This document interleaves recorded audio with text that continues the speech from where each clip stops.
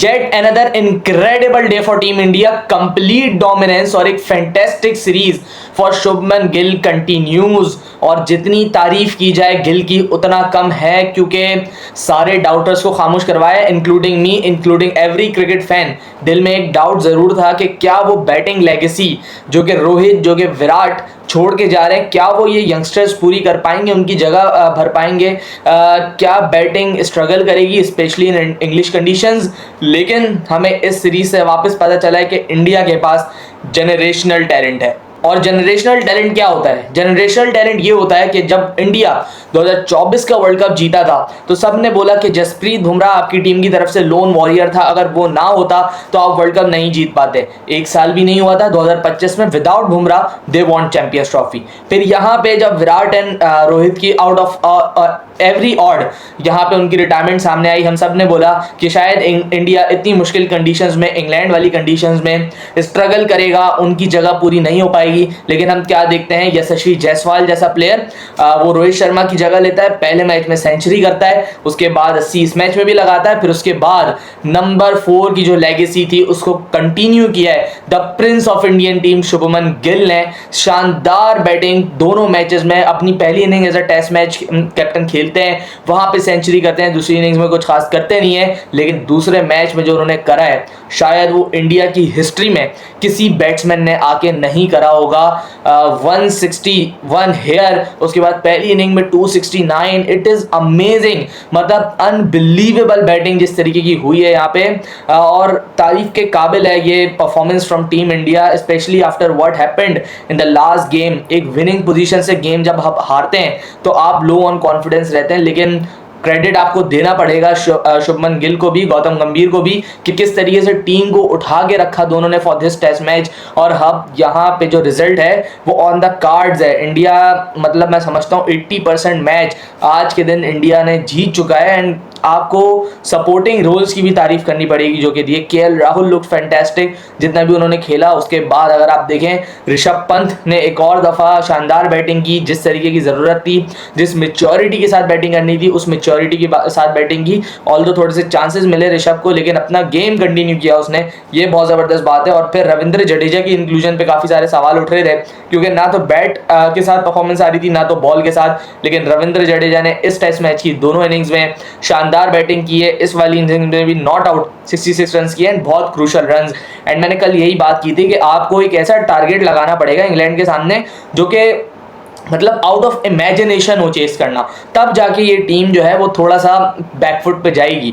अगर कहीं इस टीम को 350-400 के अराउंड मिलता कुछ, तो ये टीम, मैं नहीं कह सकता था कि ये बाहर है मैच से, लेकिन अभी मैं सिर्फ ये कह सकता हूँ कि 2 रिजल्ट्स पॉसिबल है, वो है ड्रॉ और या तो India winning the game. England यहाँ से जीतना I don't think, it is not possible, क्योंकि 536 रन एक दिन में बनना वो तो बहुत ही मिरेक्युलस विन हो जाएगी यहाँ से, और वो करने के लिए आपको विकेट्स चाहिए थी। लेकिन अच्छी बात ये हो गई फॉर एन इंडियंस पर्सपेक्टिव यहाँ पे वो विकेट्स लेने में कामयाब होगा at the end of the day. And अब जो ये मैच है सिर्फ और सिर्फ 2 रिजल्ट्स पॉसिबल हैं, एंड उसमें से भी मैं समझता हूँ 80% चांसेस यही हैं कि इंडिया ये मैच विन कर जाए, एंड फिर 20% चांसेस आपके रह जाते हैं कि इंग्लैंड, वो भी मैं समझूंगा कि एक मिरेकल होगा कि अगर वो इस पोजीशन से अपने आप को मैच बचाने में कामयाब हो जाए, वो भी एक मिरेकल होगा। आज के खेल पे अगर बात कर लें सो कुछ भी डिफरेंट नहीं था, विकेट भी डिटेरिएट नहीं कर पाई, धूप भी निकली हुई थी। Again a very very good day for batting, और जो कंडीशंस थी वो शानदार थी और उसका पूरा फायदा उठाया फिर इंडियन बैट्समैन ने। ऑल्दो अर्ली विकेट लेने में कामयाब हो गया था इंग्लैंड, करुण नायर को आउट कर दिया था, केएल राहुल को आउट कर दिया था, लेकिन बहुत इंपॉर्टेंट मोमेंट जब आया जब ऋषभ पंत का, when I guess he was on 15 या 20 रन्स, जैक क्रॉली ने एक इजी सिंपल चांस छोड़ा और उसके बाद जो इंडिया ने मोमेंटम गेन किया वो बहुत बहुत ज़्यादा शानदार था, इनक्रेडिबल था। अगेन इंग्लैंड की बॉलिंग तितर बितर लग रही है, कुछ समझ नहीं आ रहा है इंग्लैंड को या बेन स्टोक्स को कि करना क्या है। आफ्टर स्पेशली जब से ब्रॉड एंड जेम्स एंडरसन गए, even in their own conditions मुश्किल हो रही है इंग्लैंड के लिए टीम्स को पकड़ना। सो इंग्लैंड को सोचना पड़ेगा एज अ बॉलिंग यूनिट के हम लोगों का आगे अपनी क्रिकेट खेलनी कैसे है, क्योंकि बैटिंग में तो चले आपने अपना वे फाइंड आउट किया हुआ है जिस तरीके से आप खेलते हैं। ऑल्दो वो हर जगह नहीं चलता है, लेकिन at least that way is winning them games. लेकिन बॉलिंग की अगर मैं बात करूं, इवन जब वो लोग पाकिस्तान आए थे पहले मैच के अलावा आप देख लें किसी मैच में भी बॉलिंग ने क्लिक नहीं किया। हालांकि जिस तरीके की साजगार कंडीशंस थी फॉर स्पिन बॉलिंग, वहां पे टीम्स, अगर दूसरी कोई टीम होती, कोई अच्छी टीम होती जिसके पास ऑल अराउंड चीज़ें होती, वो पकड़ लेती पाकिस्तान को। लेकिन आप देखेंगे इंग्लैंड जो है वो उनको एक प्लान बनाया गया और बड़े मतलब आप समझे प्रोफेशनल तरीके से पाकिस्तान ने उनको घेरा एंड वहाँ पे हराया। सो इंग्लैंड को ये चीज़ें रेक्टिफाई करने की ज़रूरत है with the ball in hand. Chris Woakes ऐसा एक्सपीरियंस बॉलर जब आपके लिए विकेट्स नहीं लेगा, स्पेशली इन इंग्लिश कंडीशंस, तो मसला जरूर होगा। एंड देन अगेन मैं स्पिन की बात करूंगा, pathetic spin bowling, pathetic spin bowling. Spin department का कुछ करना पड़ेगा इंग्लैंड को। अगर इंग्लैंड स्पिन डिपार्टमेंट का कुछ नहीं करेगा देन आई एम अफ्रेड कि इंग्लैंड कुछ कर पाए in this WTC cycle as well. क्योंकि आप देखें इंग्लैंड का मसला ये स्पिन खेलने का ये आज का नहीं है, ये बहुत पुराना मसला है। अगर मैं 2004 पे चला जाऊं जब इंग्लैंड पाकिस्तान आया था, 2005 में आई गेस, सो तब भी पाकिस्तान ने इंग्लैंड को ऐसे ही पकड़ा था। दानिश कनेरिया और शोएब अख्तर की बड़ी मशहूर सीरीज़ है वो, जहाँ पे दानिश कनेरिया ने गूगली कर करके इंग्लैंड के बैट्समैन को फंसाया था एंड वहाँ पे Pakistan out of nowhere series जीता था। इंग्लैंड उस वक्त एशेज हरा के आ रहा था ऑस्ट्रेलिया को, एक कॉन्फिडेंस में था, अपने मतलब पीक पे था इंग्लैंड अपनी क्रिकेट की, लेकिन वहाँ पे पाकिस्तान ने उनको अपनी स्पिन से पकड़ा। उसके बाद आप देखें जब भी इंडिया जाता है इंग्लैंड वहां पे स्ट्रगल करता है विद द स्पिन। सो एक आपको तरीका ढूंढना पड़ेगा ये वीकनेस दूर करने का। मैंने अगेन कल वाली वीडियो में भी यही बात की थी, आफ्टर ग्रैम स्वान आपकी टीम में कोई ऐसा स्पिनर आया ही नहीं है जो कुछ इफेक्टिवनेस प्रोड्यूस करे या कुछ और करे। मैंने भी रिसेंटली पोस्ट देखी थी रेहान अहमद जो इनके स्पिनर हैं, वो बैटिंग भी कर रहे हैं, उन्होंने वहाँ पे सेंचुरीज भी की हैं। So he could have been a good addition. और इंग्लैंड को देखना पड़ेगा उनकी तरफ, क्योंकि रिस्ट स्पिनर की तो एक अलग वैल्यू होती है, लेकिन उससे बढ़कर बात यह है कि जो वो लोग खिला रहे हैं वो किस काम का है। आई डोंट नो वो किस काम का है। ना तो वो रन रोकता है, ना तो वो विकेट लेके देता है। I am talking about Shoaib Bashir. ना तो उसने, मेरा नहीं ख्याल कभी मैंने उसको कोई अच्छी बॉल करके आउट करवाते हुए देखा हो बैट्समैन को। हमेशा जो उसकी बॉलिंग पे बैट्समैन आउट होगा वो उसको छक्का मारते हुए आउट हो रहा होगा या उसको चार्ज करते हुए आउट हो रहा होगा। सो ऐसी विकेट्स का टेस्ट मैच में आई डोंट थिंक कोई फायदा है। अगर आपने आउट करना है तो फिर करें, स्लिप्स पे आउट करके दिखाएं, पैड पे मार के दिखाएं, कोई बोल्ड वोल्ड करके दिखाएं। लेकिन ऐसा ना तो शोएब बशीर जब बॉलिंग करता है हमें एक बॉल के लिए भी इवन ये फील नहीं होता कि ये लड़का आउट कर देगा किसी बैट्समैन को। चलें, डॉट कराना तो बहुत ही सिंपल चीज़ है, लेकिन एक बॉल भी ऐसी नहीं होती जो थ्रेटनिंग होती है किसी बैट्समैन के लिए। और कंसर्न है इंग्लैंड के लिए, बहुत बड़ा कंसर्न है। कल की वीडियो में भी यही बात डिस्कस की है कि जब तक आपका स्पिनर एक एंड होल्ड नहीं करेगा आपको बॉलिंग में इसी तरीके के मसले होते चले जाएंगे। और देन अगेन इंग्लैंड को अब अपनी पिचेस के बारे में भी सोचना है। ये इतने एब्सोल्यूट रोड बनाने हैं इंग्लिश जैसी कंडीशन में। इंग्लैंड की कंडीशन मशहूर है फास्ट बॉलिंग कंडीशंस के लिए, लेकिन बिल्कुल ही उल्टा हो रहा है। ये जो विकेट इंग्लैंड तैयार करवा रहा है ये बिल्कुल आई गेस सीमेंट जैसी विकेट है ना। तो यहाँ पे आप देख लें 4 दिन का पूरा खेल हुआ है एजबेस्टन में, लेकिन इवन आज के दिन भी कोई ऐसा बॉल नहीं रहा जो लो बाउंस पे आया हो या वो फंस के आ रहा हो या कोई स्पिनर को स्पिन मिल रही हो, nothing. So England has to think about this as well. ये भी एस्पेक्ट है कि क्या आपको अपनी कंडीशंस चेंज करके खेलना पड़ेगा। क्या आप इंडिया को या इंडिया की इनएक्सपीरियंस साइड को with the pace with the swing नहीं पकड़ सकते, ये सारी चीज़ें सोचनी पड़ेंगी। हालांकि इंग्लिश कंडीशंस में बहुत मशहूर है कि कोई भी इनएक्सपीरियंस साइड आती है सो उसको विद द सीम और स्विंग बॉलिंग पकड़ लिया जाता है बड़ी आसानी से। लेकिन I guess England with the thinking with their approach वो एक डिफेंसिव साइड पे चले गए कि जितना भी स्कोर हो जाए हम लोग चेस डाउन कर लेंगे, लेकिन अब करके दिखाएं अब 600 रन चेस नहीं हो सकेंगे। क्योंकि ऑब्वियसली टेस्ट क्रिकेट कोई मजाक नहीं है, कोई EA स्पोर्ट्स का गेम नहीं चल रहा जो आप 600 चेस कर देंगे। कल मैंने भी वीडियो की स्टार्टिंग में यही बात कही थी कि एक हद तक आप सोच सकते हो चेस करना, एक हद तक आप इमेजिन कर सकते हो। चले 400 होता, 450 होता तो मैं कहता कि एक आउटसाइड चांस है, फिर भी मैं ये कहूँगा कि एक आउटसाइड चांस है। और ये जो 378 भी पिछले मैच में गया था ये भी once in a blue moon chase है, ये आप हर दिन नहीं कर सकते। अगर कोई ढंग से बॉलिंग करे तो आपका चेज बड़ा मुश्किल हो जाएगा इन जैसी कंडीशंस में। लेकिन इंग्लैंड की ये टेक्निक है and England wants to go with it, so उसकी वजह से वो विकेट्स भी इसी तरीके की बना रहे हैं एंड आई गेस इनको लॉन्गर टर्म पे बड़े मसले करेगी। ये मैच देखें आप इंडिया ने कैसा पकड़ा है, उस विकेट पे जिस तरीके की बैटिंग की है, जिस तरीके की बैटिंग वो विकेट डिजर्व करती थी उसी तरीके की बिल्कुल बैटिंग यहाँ पे इंडिया की बैट्समैन ने की है। शुभमन गिल ने, रविंद्र जडेजा ने,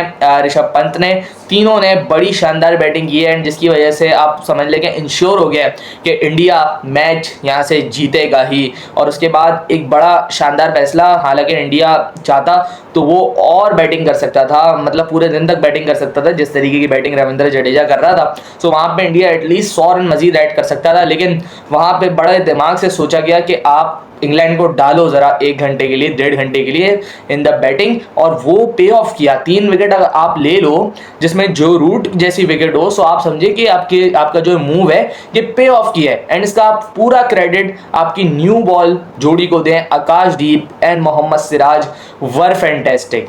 क्योंकि आप देखें अगर इंडिया जैसी बैटिंग कोई टीम कर दे सो ऑब्वियसली फील्डिंग साइड जो है वो ऑलरेडी लो ऑन कॉन्फिडेंस चली जाती है, एंड उसके बाद अगर आप पूरा दिन फील्डिंग करें, और मौसम भी अगर आप देखें तो अराउंड 25-26 डिग्री है, सो एक hot weather considering English conditions, तो वो वैसे भी वहाँ पे बहुत थक गए होंगे पूरा दिन फील्डिंग करने के बाद। सो एक अच्छा 1.5 आवर इंडिया ने बॉलिंग की, जिसमें जो रूट, जैक क्रॉली और बैन डकेट को आउट करने में कामयाब हुए। हालांकि अब फिर भी अप्रोच देखें इंग्लैंड की, 7 ओवर्स 43 रन देवर, लेकिन 2 आउट जरूर हो गए थे उनके। सो England were going after this target. मैं ये नहीं कहूंगा कि इंग्लैंड बैकफुट पे चला जाएगा या कुछ, they will go after this target, लेकिन इतना बड़ा टारगेट है कि आप समझेंगे नामुमकिन सी चीज़ है कि कोई टीम 600 रन चेस कर जाए।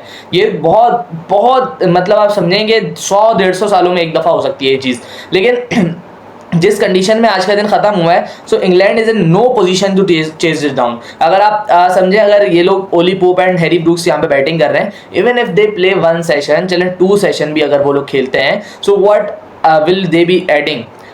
मेरे ख्याल से 300-350 रन, उसके पीछे भी आप 200 रन जैसा, या 200 या 250 रन आपको चेस करने पड़ जाएंगे लास्ट सेशन में। सो मैं यही कहूँगा कि एक अनरियलिस्टिक सा एक टारगेट है अगर इंग्लैंड इसको चेस करने के लिए जाएगा। सो मेरे ख्याल से इंग्लैंड की अप्रोच यही होनी चाहिए कि आप रहें पॉजिटिव, रहें, बाउंड्रीज लें, स्कोरिंग करते रहें, लेकिन अल्टीमेटली एक ही गोल होना चाहिए कि कैसे हमने ये मैच बचाना है, कैसे हमने ये 7 विकेट्स बचानी है अपने लास्ट डे में। एंड आई थिंक एक एक्साइटिंग फिनिश हो जाता है जब कोई टीम लुक कर रही होती है फॉर अ सर्वाइवल और दूसरी टीम अटैक कर रही होती है। सो बहुत मज़ा आता है टेस्ट मैच देखने का, और वही कल हमें देखने को मिलेगा। सो अच्छी टेस्ट मैच क्रिकेट हमें दोनों मैचेस में देखने को मिली है, लेकिन इस मैच में मैं यही समझूंगा कि इंडिया की अटर डोमिनेंस रही है। अगर 4 दिन का खेल हुआ है, सो मैं समझूंगा कि आधा दिन इंग्लैंड ने सेशंस डोमिनेट किए हैं, लेकिन उसके अलावा हर सेशन, अगर आप समझे 4 दिन में 12 सेशन है, सो 1 से 2 इंग्लैंड ने डोमिनेट किए हैं, और 10 सेशन जो है वो मैं समझूंगा कि इंडिया के नाम हुए हैं। इस तरीके की डोमिनेंट क्रिकेट इंडिया ने खेली है, लेड बाय शुभमन गिल। और अब देखें, ये बहुत ज़रूरी है कि इंडिया यहाँ से मैच जीते। अगर यहाँ से भी इंडिया ड्रॉ करवा देता है मैच, सो आई थिंक ये बहुत बहुत ज़्यादा कॉन्फिडेंस पे असर करेगा शुभमन गिल के एज अ कैप्टन भी और इंडियन टीम के भी। सो मैं समझता हूँ कि यहाँ से इंडिया को फुल अटैकिंग मोड पे जाना चाहिए, जितना जल्दी हो सके सुबह के टाइम आउट करने की कोशिश करें, क्योंकि विकेट की मैं बात कर चुका हूँ, कुछ खास ऐसा है नहीं कि वो हेल्प करे रविंद्र जडेजा को या वॉशिंगटन सुंदर को, किसी को भी हेल्प मिले, ऐसा कुछ नहीं होने वाला। सो रिलाय अगेन यही करेंगे कि सुबह के टाइम पे विकेट्स दिलवाने में कामयाब हो जाएं इनके fast bowlers early in the morning. Siraj की तारीफ करनी पड़ेगी, जिस तरीके से पहली इनिंग में भी 6 विकेट, इस मैच में भी आते ही आउट किया उन्होंने। In the absence of Bumrah अपना हाथ खड़ा किया कि I am the senior bowler, मैं यहाँ पे आपको बॉल करके दूंगा। सो उनकी शानदार बॉलिंग की तारीफ करनी पड़ेगी, पहली इनिंग में भी शानदार रहे और इस इनिंग्स में भी अच्छा स्टार्ट किया है। तो सिराज के ऊपर एक भारी जिम्मेदारी है कि वो यहाँ से मैच जितवाएं और इस सीरीज को लेवल करें। अब देखते हैं कल के दिन क्या होता है, एक बहुत अच्छा दिन होने वाला है। सो हमारे साथ कल के दिन के बाद जुड़िएगा और देखते हैं क्या रिजल्ट आता है इस गेम का।